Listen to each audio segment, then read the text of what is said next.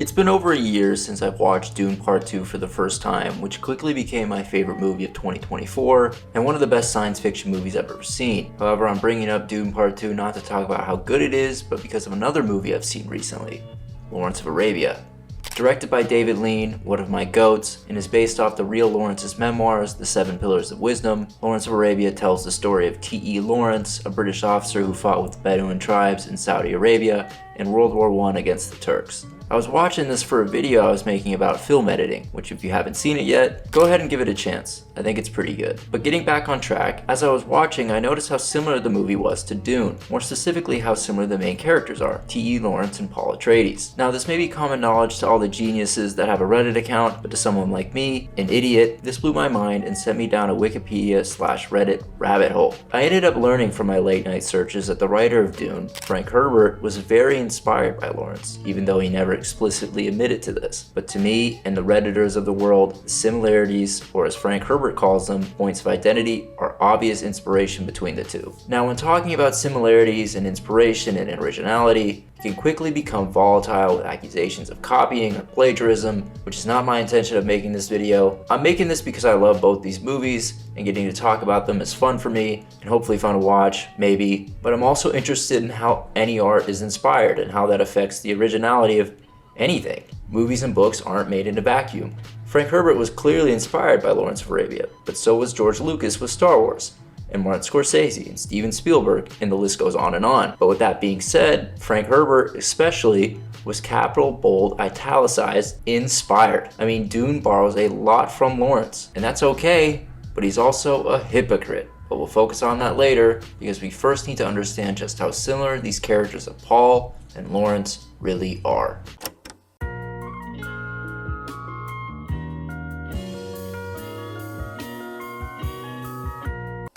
Some people think Dune is a copy of Lawrence of Arabia, even calling Dune Lawrence of Arabia in space. But I personally wouldn't go that far. Dune has so much lore and other aspects that widely separate it from Lawrence. I don't think this is a situation like The King of Comedy and The Joker that popped up a few years ago, where the Joker was almost a copy of that movie, just kind of painted in with a DC character. This is more of a character-to-character study. Paul Atreides from Dune and Lawrence from, well, Lawrence from Arabia have eerily similar character arcs, with both ending up as Messiah-like leaders. Beyond this, the stepping stones that lead them to this position are almost interchangeable between the two. To fully grasp these parallels, I'm going to go through each moment that Lawrence and Paul share and show how these change/develop them in similar ways. Okay?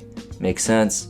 Here we go. Lawrence at the beginning of the movie is an intellectually strong-willed character. That's almost the first fact we learn about him, other than that he dies. Spoiler alert. The first scene we get with him as a soldier is him putting out a match with his own fingers. He doesn't mind the pain because of this biggest character trait, mind over body.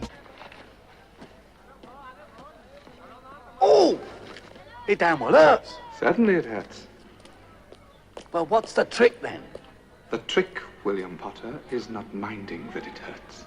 Paul Atreides also starts as an intellectually strong-willed character. One of the first scenes we get with Paul is him having to put his hand into a box of pain. Fear's the mind killer.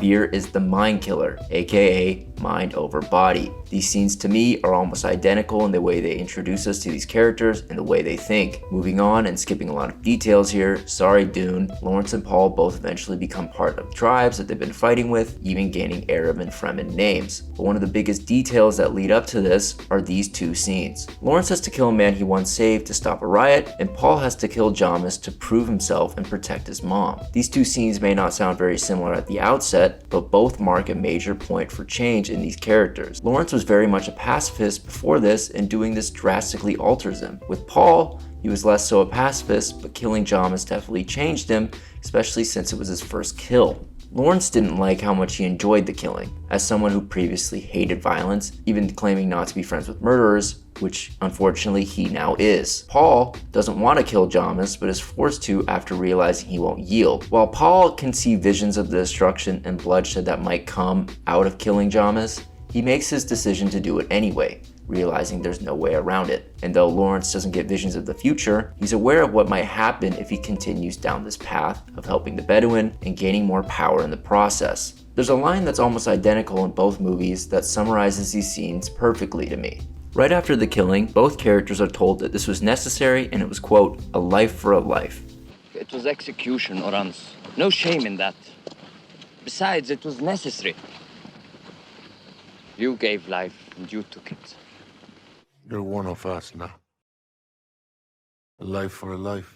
On the surface, this could be taken as a somewhat comforting statement, but to me, it's a tragic one. Paul and Lawrence just made decisions that will affect how they think throughout the rest of their stories. A life for a life isn't just the one they took for their own, but the life they just gave up for how they will live now. They aren't the same people as they were before this, and they will never be again. From this point, Lawrence and Paul are on their paths to becoming the messiah figures that they both desperately don't want to become. In Lawrence of Arabia, his path leads to a complete transformation of the man we meet at the beginning of the movie. He wants so badly to help the Bedouin that he loses himself in the process. What once was a level-headed pacifist turns into this. No prisoners! No prisoners! In Dune, Paul echoes this transformation, from once not wanting power to then wielding it with destruction.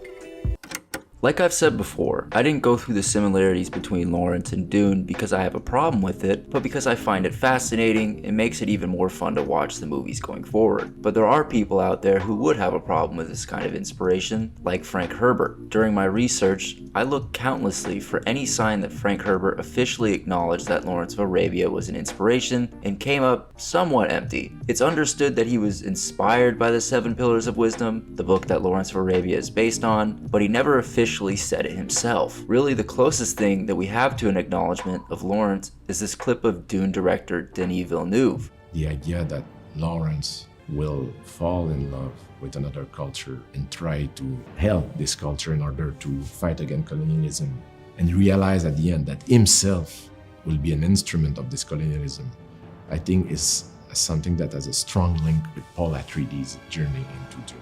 Now, the reason this matters is because of how much it bothered Frank Herbert when George Lucas, Star Wars guy, did the same to him. And this really bothered Frank Herbert, like a lot. Frank Herbert continually talked about this in his interviews and brought up how many points of identity Lucas took from him. Herbert even went as far as to create a society about not suing George Lucas. First of all, relax, Frank. And secondly, though I definitely see some resemblance between Star Wars and Dune, especially with the Princess Leia and Princess Leia thing, which kind of on the nose there, George, I personally think there's more of Lawrence of Arabia in Dune than there is Dune in Star Wars. But beyond this, George Lucas was inspired way more heavily by another movie in general. The Hidden Fortress, directed by Akira Kurosawa, has been widely regarded as the biggest inspiration behind the first Star Wars. Frank Herbert continually loved to say that George Lucas owed him dinner for all the coincidences between their two projects. I guess dinner's the payment for that, but if that's the case, Frank, you owe T.E. Lawrence a fucking buffet.